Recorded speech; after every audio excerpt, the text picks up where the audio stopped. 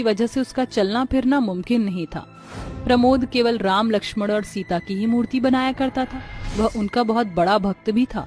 वह अपने दिन की शुरुआत राम, लक्ष्मण, सीता के मंदिर में पूजा करके किया करता था, जिसके बाद वह अपनी मूर्तियां बनाता और उन्हें गांव के बाजार में बेचने के लिए निकल पड़ता।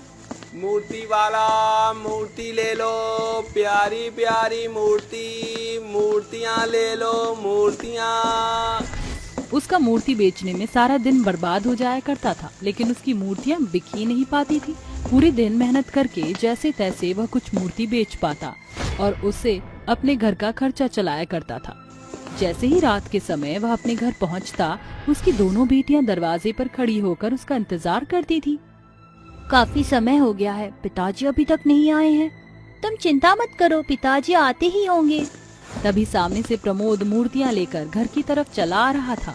जैसे ही गीता और बबीता की नजर उनके पिता के ऊपर पड़ती है, वह दोनों भागते हुए अपने पिता के पास जाती हैं और उन्हें गले से लगा लेती हैं। पिताजी, आप आ गए? हम कब से आपका इंतजार कर रहे थे। पिताजी, आज आप हमारे लिए क्या लेकर आए हो? कुछ नहीं लाया हूँ बेटा, जो पैसे बचे थे मैंने उन पैसों से तुम्हारी माँ की दवाई खरीद लाया हूँ। बबीता मायूस हो जाती है, लेकिन तभी प्रमोद अपनी जेब से 2 टॉफी निकालता है और अपनी दोनों बेटियों को दे देता है। जिसके बाद प्रमोद अपनी दोनों बेटियों के साथ घर में जाता है, जहां उसकी पत्नी व्हीलचेयर पर बैठी हुई उसका इंतजार कर रही थी। आ गए आप?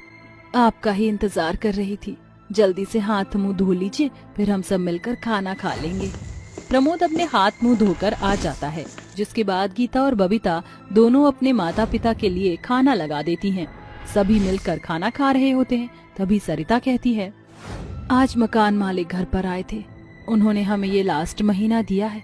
अगर इस महीने हमने उसे उसका किराया नहीं दिया तो वह हमसे ये मकान खाली करवा लेगा। ये सुनकर प्रमोद दुखी हो जाता है और कहता है, तुम चिंता मत करो, मैं और मेहनत करूंगा और सारा किराया चुका दूंगा। आप मूर्ति बनाना छोड़ दीजिए, इसमें आपकी कमाई भी नहीं हो पाती। इसे छोड़कर कोई दूसरा काम कर लीजिए। ये कैसी बातें कर रही हो तुम? भला मैं एक मूर्ति कलाकार हूँ, मैं मूर्ति बनाना कैसे छोड़ सकता हूँ? अगर मूर्ति बनाना छोड़ दिया तो मेरा मूर्ति कलाकार होने का क्या फायदा? प्रमोद की बात सुनकर सरिता की आंखों में आंसू आ जाते हैं। मैं ऐसा कुछ नहीं कहना चाह रही थी। आप हमारे घर की स्थिति देख रहे हो।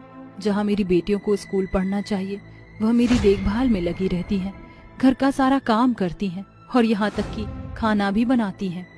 मैं तुमसे कुछ दिनों की मोहलत मांग रहा हूँ। अगर मेरी मूर्ति बेचने का काम सही से नहीं चला तो मैं किसी के पास मजदूरी का काम कर लूंगा। उस दिन उनके घर में कोई भी सही से खाना नहीं खा पाता। वहीं दूसरी तरफ पूरी रात भर प्रमोद राम, लक्ष्मण और सीता जी की मूर्तियां बनाता रहता है। आधी रात के समय अचानक से उसकी आंख लग जाती है और वह मूर्तियां बनाता हुआ वहीं सो जाता है। तभी वहाँ पर भगवान राम, लक्ष्मण और सीता तीनों प्रकट होते हैं। ये तो हमारा बहुत बड़ा भक्त है, जरा देखिए इसने कितनी सुंदर सुंदर मूर्तियां बनाई हैं। आपने सही कहा सीते, ऐसा भक्त मैंने अभी तक नहीं देखा। भैया, हमें इस गरीब मूर्ति कलाकार की मदद करनी चाहिए। श्री राम, लक्ष्मण और सीता तीनों अपनी अपनी जादुई शक्ति से प्रमोद की तीनों मूर्तियों को जादुई सोने की मूर्ति बना देते हैं और वहाँ से गायब हो जाते हैं। अगले दिन जैसे ही सवेरा होता है, प्रमोद की नींद खुलती है और वह अपने सामने सोने की मूर्तियाँ देखता है। अरे ये क्या? मैंने तो रात को मिट्टी की मूर्तियां बनाई थी, ये मूर्ति सोने में कैसे बदल गई? अरे ये तो चमत्कार है। प्रमोद मूर्तियां उठाकर सरिता को दिखाने के लिए लेकर जाता है। जैसे ही सरिता सोने की मूर्तियां देखती है, वह प्रमोद से कहती है, अजी हमारे तो भाग्य खुल गए। ये तो सच में सोने की मूर्तियां हैं। इन्हें बेचकर तो हमें खूब सारे पैसे मिलेंगे। सरिता, ये तुम कैसी बातें कर रही हो? ये सोने की मूर्तियां हैं, इसका मतलब ये नहीं कि तुम इन्हें बेच दो। और कितने भाग्य से हमें ये सोने की मूर्ति मिली है। प्रमोद इतना कह ही रहा होता है कि तभी उसके घर पर उसका मकान मालिक आ जाता है। अरे प्रमोद के बच्चे, कहाँ है तू? प्रमोद जल्दी से एक कपड़े से सोने की मूर्तियों को ढककर छुपा देता है। जी मालिक, मैं यहाँ हूँ, घर में अंदर आ जाइए, अंदर आ जाइए। अरे प्रमोद, तू मेरा किराया कब वापस लौटाएगा? तुझे ये मकान मैंने फ्री फोकट में रहने के लिए नहीं दिया है।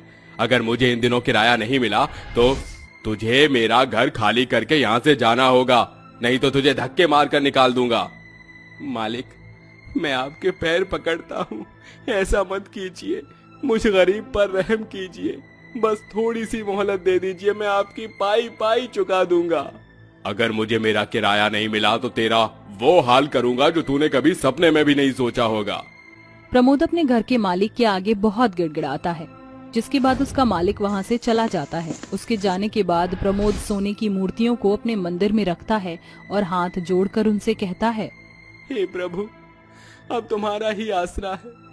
आज अगर मेरी मूर्तियां नहीं बिकी तो मुझे मेरे परिवार के साथ बेघर होना पड़ जाएगा। हमारी रक्षा करो प्रभु।